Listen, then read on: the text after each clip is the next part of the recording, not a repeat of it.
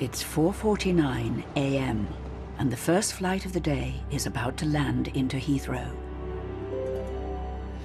The final 15 miles of 9,000 miles. Qantas 9, wind is 360 degrees, 6 knots, 09 right, cleared to land. The plane arriving is about to make aviation history. Departing from Perth, Australia, it's the longest non-stop flight ever to land at Heathrow. Qantas 9, congratulations on your inaugural non-stop service and welcome to Heathrow. It's the end of a record 17 hours in the air for this Boeing Dreamliner 787. Qantas 9, I can say after many years of planning, it's an absolute pleasure to be here. For Heathrow, it's the dawn of ultra-long haul, or ULH as it's known in the aviation business. And they're rolling out the red carpet for this historic moment. Morning, how are you? Good morning, good. How are you today? Good, thank you. Excellent. All the way on this one. Yes, looking forward to it. It may be just another flight to add to Heathrow's schedule, but for Qantas and its chief engineer James, it's a giant leap for aviation. Back in the early days, it got the name of the kangaroo route because it was multiple hops from Australia up to the UK. Today, we've done it in one go. It's flown 14,500 kilometres. We've left Perth with around 98 tonnes of fuel, and we've landed today with plenty for another hour of holding. It's kind of a milestone in aviation, so we're very, very pleased to have been involved in it.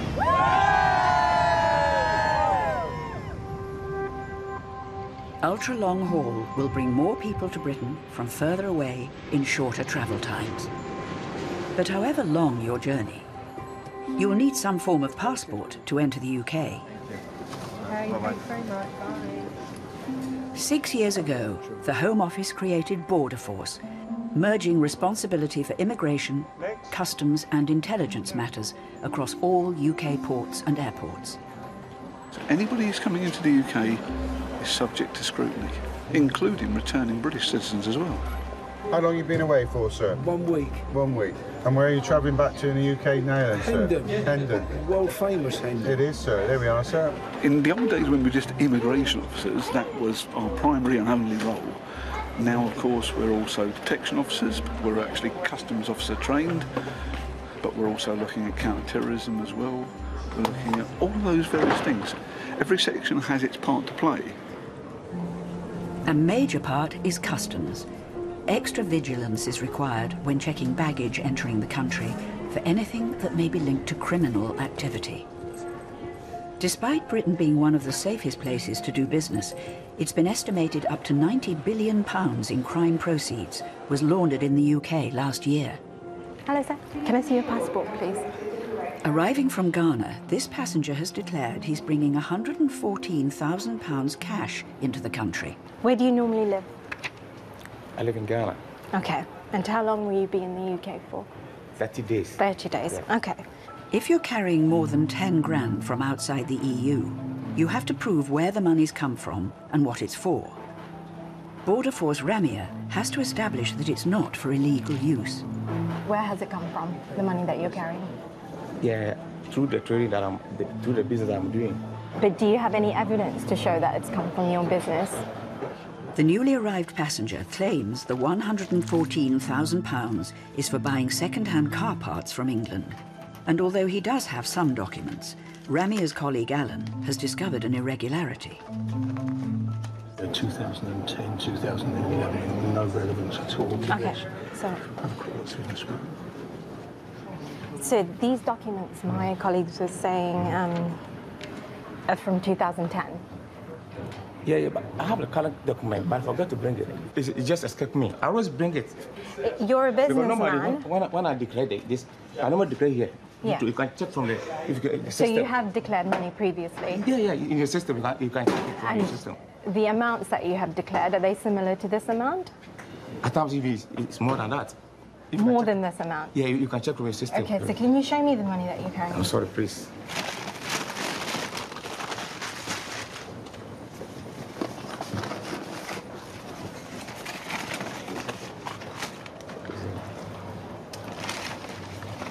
You can check it. So this is 114? No, 100. It's 14,800. It's not 100. Hey, 114,000. I'm a rich man if I have that money. You had written 114,380. No, it's 14,000. You have 114,380. No, maybe it's a mistake. I don't have 100,000, please. I don't have. Maybe it's a written mistake. While one mistake might be cleared up, he's not out of the woods yet. Regardless, if you have 10,000 euros or equivalent, Yeah. you need to declare it, which you have done. Yeah. But you still need to provide evidence of where the money has come from. And at the moment, you're not able to provide any evidence of where the money has come from. The paperwork that you've provided us with is 8 years out of date. The ones come through my business. Where's the evidence to show that it has come from your business? Without proof, Border Force can confiscate this businessman's money, potentially forcing him into an early retirement. Out on the airfield, Chief Airside Operation Trainer Simon is also heading to retirement, of sorts. I've reached a point, Ian, after 27 years, and I'm still only 32. But I really do need to just try and push on and do something a little bit different, use my knowledge. Yeah. I started working here when I was 18, so it's a case of this has been my life. Trainee Ian is out for his last session with his mentor Simon. Before I go, you really need to try and squeeze what you can out of me. You mean I need to be like a dementor and just suck it all out like Harry Potter? I won't be giving you my phone number, though.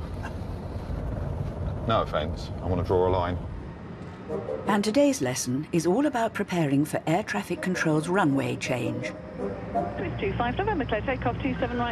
This daily ritual redirects arriving and departing planes from one runway to the other, orchestrated by controllers like Jules. So at 3 o'clock every afternoon we swap from being 27 right for departure to 27 left departure, or vice versa. So we'll do what we call an alternation. Heathrow is located in the sought-after residential area of West London. As the number of arrivals and departures has increased, so has the noise, if you live underneath the flight path. We alternate at 3 o'clock to ease the noise so that you're not under the final approach 24 hours a day. You're only under it for half the day. So we try and spread the noise around as much as possible. Ahead of the change, the runways need to be inspected. Tower checker. Checker holding short of Alpha Bravo 13 for a routine surface inspection of runway 27 right. Checker, roger, hold short of 27 right, I will call you. Checker holding short 27 right. Ian, that was good. You're actually starting to sound a little bit normal now, not so robotic. Hiya, I'm just checking my inspection gap. Is it after the Singapore? Lovely, thanks very much.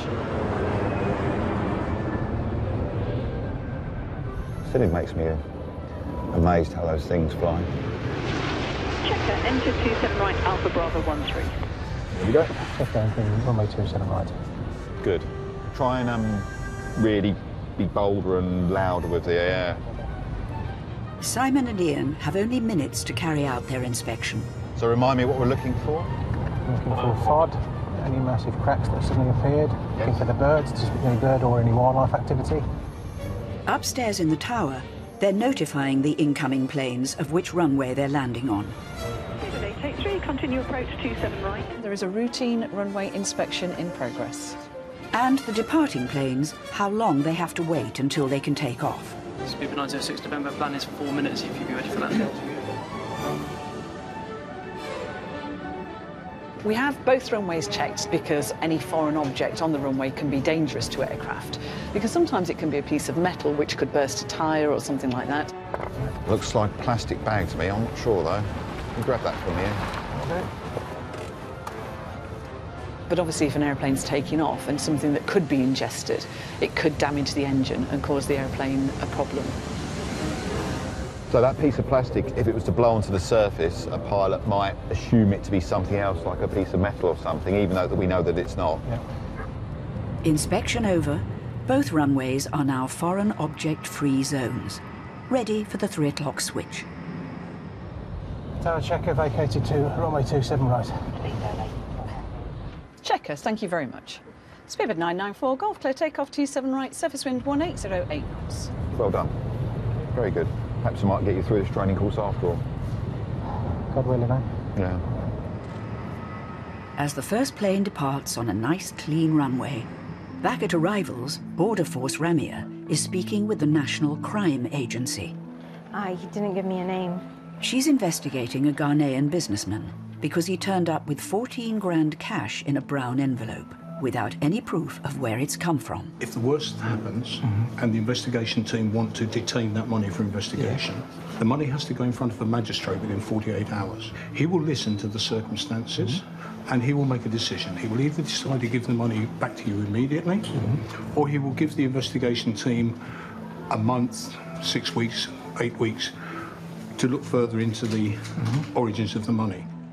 Okay. The businessman claims the last time he came to the UK, he brought £12,000 cash to buy car parts and declared it. Okay, sure. Hold on 1 second.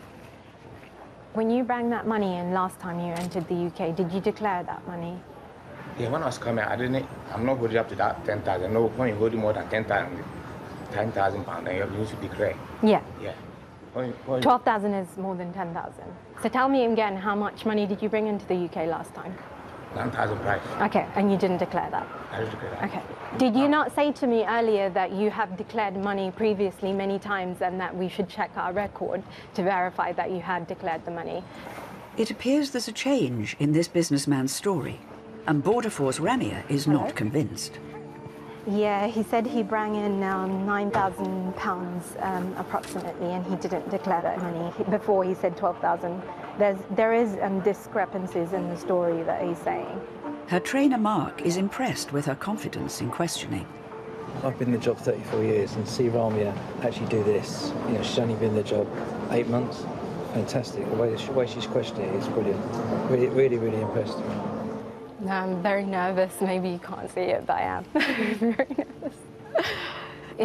It's their money, and it's not natural to stop someone and, you know, to question them about it, and to be authoritative is difficult. But then if it's linked to criminality, then that has a dire effect on our society. So it's really important what we do. There's also the element of you don't want to detain or seize someone's genuine money. You don't want to do that either. Border Force Ramia will now check out the companies the man does business with to see if he's telling the truth. If the guest sees, it's really difficult for me. But with this money that I will use some to purchase food, transport. So if the guest sees, I'll be worried.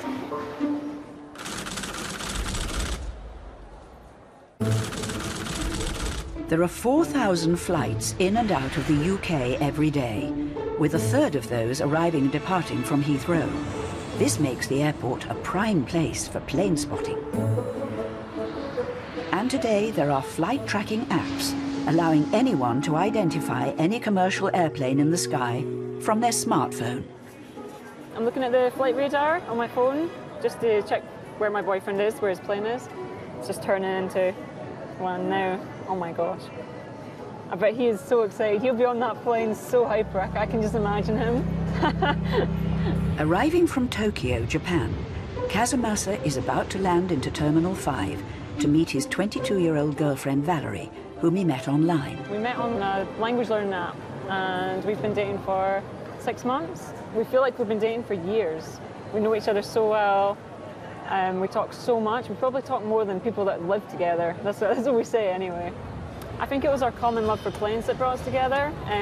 Tomorrow for Valentine's Day, we're planning to come back and do some plane spotting near the airport, because you can see them coming in really low. So exciting. To add to Valerie's excitement, tomorrow's Valentine's Day won't be the only first for her and Kazumasa.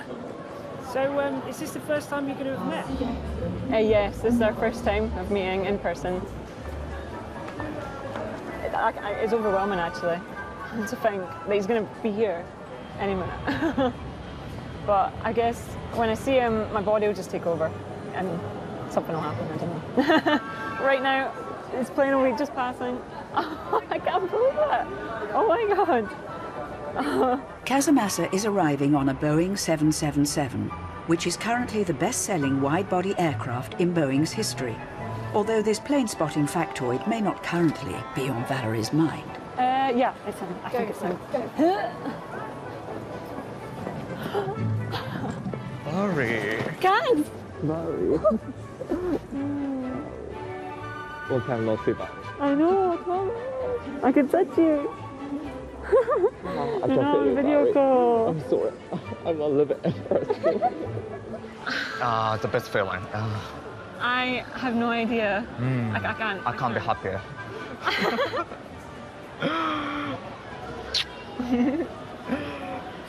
I love you, Barry. I love you, Chance. I'm so sorry for my red cheeks. Red cheeks? No, Barry. I love it. Out on the airfield, another love story is reaching its fairy tale ending. Chief Trainer Simon is on his final shift at Heathrow. Since the age of 10, I would cycle up with my bike and watch the aeroplanes, take pictures of the aeroplanes. It's actually quite nice that after 27 years I'm leaving, but I'm leaving and passing over to someone with equal passion and desire for these bits of tin. Busiest 792, contact under control 118.825. Sorry, 118.825, 792, bye. Bye-bye. Before Simon can say his last goodbye, a situation has arisen, and one of his beloved pieces of tin needs his help. There is an A380 inbound to stand 342, and I believe that there is a problem with the computer that parks the aeroplane. So this is a reason for still getting those table tennis bats out. Simon's training technique is about to be put to the final test. Ian will be parking the largest commercial plane on the planet, with over 500 people on board. And here we are, stand 342. It's in Terminal 3. Control tower's not far away. They'll be looking out, keeping an eye on you. So put on a good performance. The A380 weighs a whopping 650 tons and has a wingspan nearly the size of a football pitch, meaning the airports it lands at have to be equipped to cope with its incredible size. Ian, is your main concern stopping it in the right place? Yes, because of the doors, you've got to make sure those in the right place for the doors so they can get on, otherwise you'd have to get the tug to push it back. You see the size of it, it's a massive aircraft, you know, to put it on 8 inches, no pressure. Okay, Echo Juliet, that's our one. It's a big aeroplane, make yourself really bold and visible. Okay. Get them going really good. All the way out and all the way in. Good. Okay, start walking backwards. Straighten the line.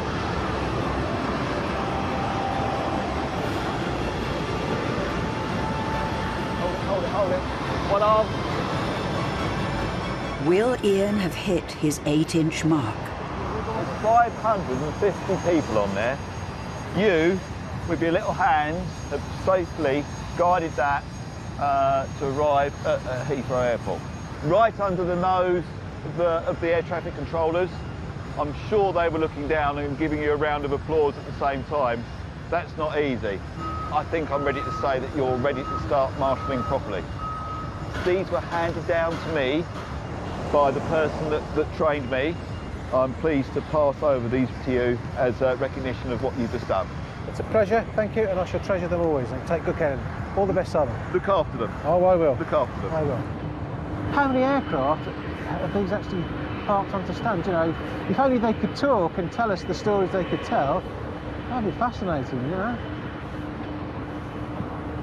No. Many people believe money does talk. Border Force wishes it could. Then they could decide whether this man's £14,000 is from his business or not. What is going on with the money? What's going on with the money? I'm doing genuine business. I'm not dodgy. I don't do dodgy business. I know. With the increase in electronic payments, only 40% of transactions in the UK are made with cash. In Ghana, 75% of businesses still rely on notes and coins. How do you feel? I feel good. Because I know they are doing their job. Border Force Ramia has heard back from her contact to the National Crime Agency and lets her supervising officer know. She's had a word with the suppliers and they are expecting him, and they've verified that he does meet them 3-4 times a year, and he pays them in cash. So therefore, they're happy to let the money go. Fair enough. Let's go and give him the good news then, shall we? Okay. Sir, if you'd like to come over, we're happy to let the money go. But just so you know, next time you come into the UK, if you are carrying money that's equivalent to 10,000 euros or more, carry evidence of where the money has come from. You can put your money away while I'm doing it. But in this instance, I was happy to let him go, but still not completely satisfied with what he's told us. I feel great. I feel very great. Well, I hope next time, when I'm coming around, I'll bring all my documents. This is a lesson for me, and I'll learn more from it. Naturally, I'm a very shy, quiet person, but then each time I deal with a case, it gives me more confidence. So next time, I know how to deal with it better. Yeah. Hamlet A, capital Anderson. Woo, woo, woo. Yeah, so in for a right treat coming over to the Royal Suite. This is dignified logs.